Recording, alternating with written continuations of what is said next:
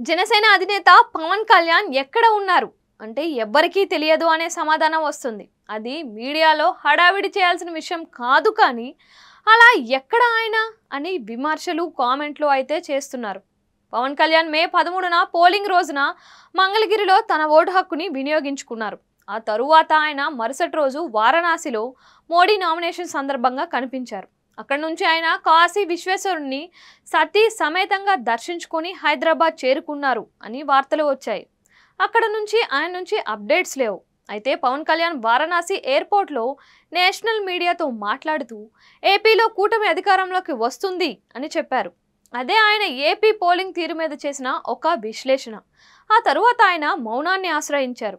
ఈ మధ్యలో విడుదల చేసిన ఒక ప్రకటనలో కూడా పోలింగ్కి పెద్ద ఎత్తున ఓటర్లు వచ్చినందుకు, ఓటు వినియోగించుకున్నందుకు ధన్యవాదాలు అని చెప్పారు.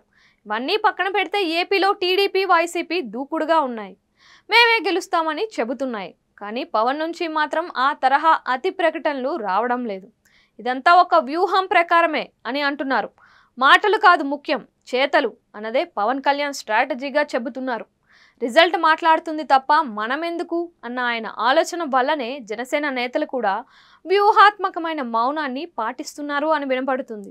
ఈవీఎంలలో ఓటు చేరింది, ఎవరు విజేత అన్నది పక్కాగా అది తేలుస్తుంది. ఈ మధ్యలో ఆర్భాటంగా ప్రకటనలు చేసుకుంటూ అతి చేసిన, హడావిడి చేసిన ఉపయోగం ఏంటి అన్నది జనసేన ఫిలాసఫీగా ఉంది.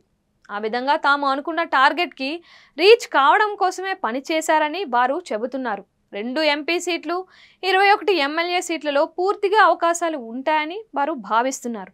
ఆ టార్గెట్ రీచ్ అయిన తరువాతనే తాము రాజకీయంగా బలపడగలమని, రానున్న కొత్త ప్రభుత్వంలో కీలకమైన పాత్ర పోషించగలమని భావిస్తున్నారు. ఇదిలా ఉంటే కౌంటింగ్కి ముందు ప్రకటనలు చేసి తరువాత ఇబ్బందులు పడడం కంటే రిజల్ట్ని చూపించి ఆ మీదట జనంలోకి వెళ్తే ఆ కిక్కే వేరబ్బా అన్నదే జనసేన విధానమని అంటున్నారు. అందుకే వైసీపీ, టీడీపీ ఎంతగా రచ్చ చేసినా జనసేన మాత్రం సైలెంట్గానే ఉంది.